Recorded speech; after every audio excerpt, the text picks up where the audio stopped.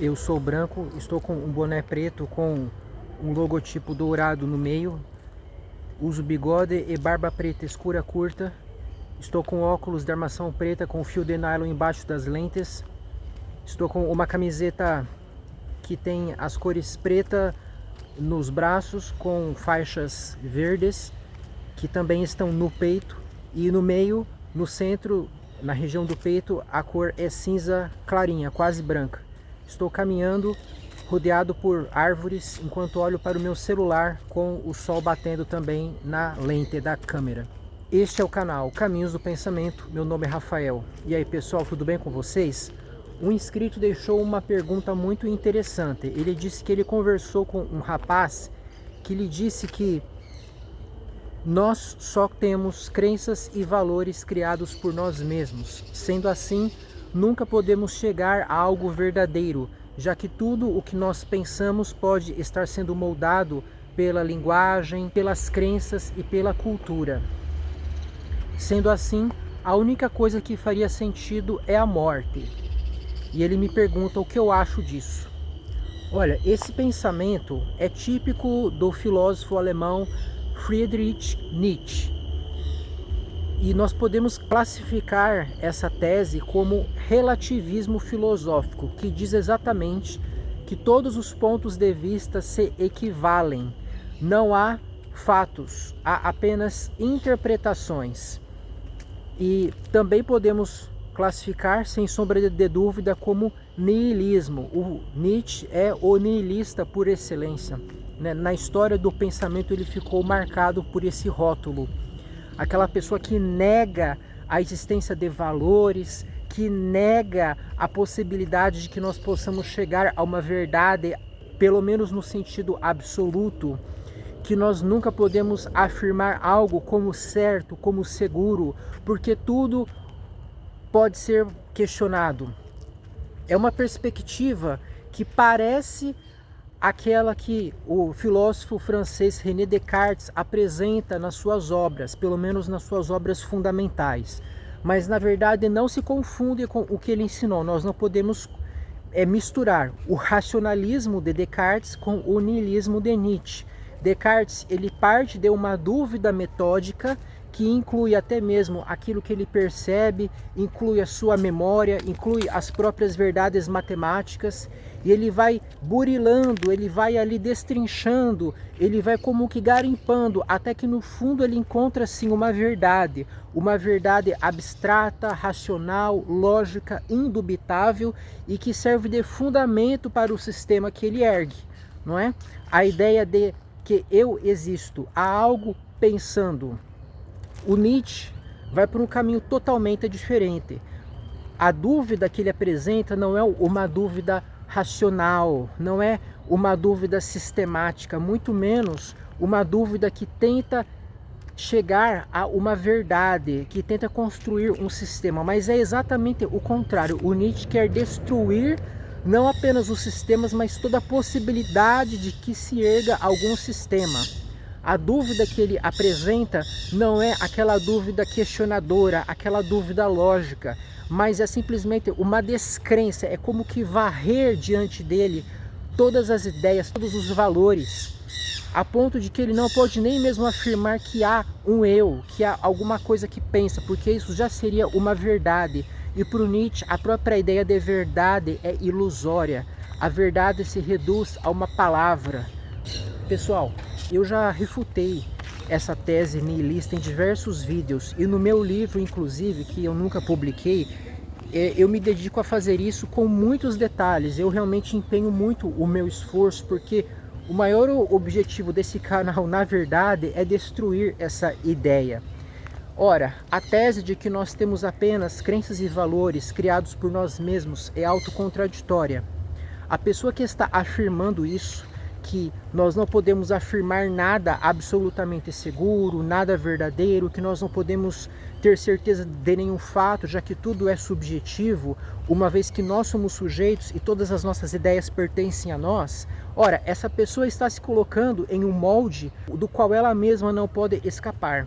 Se é verdade que nós temos apenas crenças e valores criados por nós, e portanto não são ideias que podem ser aferidas, que podem ser demonstradas, que não tem nenhuma objetividade, a própria ideia desse rapaz que afirmou essas coisas também se reduz a uma crença dele. Ele não pode se assegurar de que as coisas são como ele está pensando. Essa descrição que ele faz de que os seres humanos possuem apenas crenças e valores criados por eles não pode receber crédito, já que o próprio rapaz é um sujeito que também está influenciado pelo meio em que ele vive, pela sua cultura, pela linguagem, e portanto ele mesmo pode estar se enganando. Ele não sabe se de fato existem apenas crenças e valores criados pelos próprios seres humanos. Olha só, sem perceber, ele está quebrando a própria regra que ele apresentou. Ele apresenta uma regra como se fosse algo absoluto, ao mesmo tempo que ele afirma que tudo é relativo. Ele precisa pressupor uma verdade objetiva, absoluta, para a partir disso afirmar que não há nenhuma verdade objetiva e absoluta, que as pessoas têm apenas pensamentos que podem ser questionados, podem ser contrariados, podem ser refutados, sendo que ele próprio está confiando em uma ideia que ele não considera relativa, ele considera absoluta. Quando ele conclui que a morte é a única coisa que faz sentido, ele novamente está afirmando algo que ele considera um fato verdadeiro, objetivo, inquestionável. Porque se não fosse assim, não faria sentido esse raciocínio, essa afirmação. Ele estaria simplesmente como que soltando palavras sem nenhum conteúdo, sem nenhum compromisso com a realidade, assim como o vento passa e leva a folha, não é? Mas não é assim. Quando alguém está construindo uma tese intelectual, filosófica, essa pessoa está afirmando algo que para ela é verdadeiro, ou seja, ela considera um fato. O que esse rapaz deveria dizer para ser coerente é o seguinte: olha, eu não sei quais são as ideias verdadeiras e absolutas. E se eu não sei de nada, talvez a única coisa que faria sentido é a morte. Ficaria menos ruim, não é? Mas ainda assim estaria ruim, porque seria uma falácia, né? A falácia do non sequitur. Não é porque ele não sabe qual é a verdade que a morte é a única coisa que parece fazer sentido. Não, porque se ele não conhece a verdade, se ele realmente está em dúvida sobre tudo o que ele pensa, sobre tudo aquilo que ele crê, a própria morte também se torna algo duvidoso, né? Será que a morte realmente existe? Ou será que existe apenas o desfazimento do corpo e a nossa existência pode continuar de alguma outra forma, né? Ainda que a morte exista, ainda que realmente a morte seja a cessação da existência do ser finito, será que ela é a única coisa que faz sentido? Talvez haja outra coisa que faz sentido, alguma coisa que faça muito mais sentido do que morrer, e esse rapaz simplesmente ainda não teve acesso. Talvez pesquisando, ouvindo certos filósofos, dialogando com terceiros, ele possa encontrar essa coisa que faz sentido, não é? Essa é a verdadeira dúvida, essa é a postura que o Sócrates nos ensinou. Quando ele disse, só sei que nada sei, aquilo era um ponto de partida para que ele fosse atrás da verdade e não para que ele ficasse de braços cruzados, alheio a qualquer coisa, sem acreditar em nada. Muito pelo contrário. Assumir a ignorância é o primeiro passo para o filósofo, ou seja, para a pessoa que está no caminho em busca da sabedoria. E esse caminho necessariamente tem que ser guiado pela razão. Quando o rapaz construiu aquele raciocínio para concluir que a morte é a única coisa que faz sentido, ele já estava pressupondo a validade da nossa razão, do raciocínio, para conseguir chegar a algo seguro, algo certo, algo confiável. Se não fosse assim, ele nem precisaria construir esse pensamento concatenado, sistematizado, não é?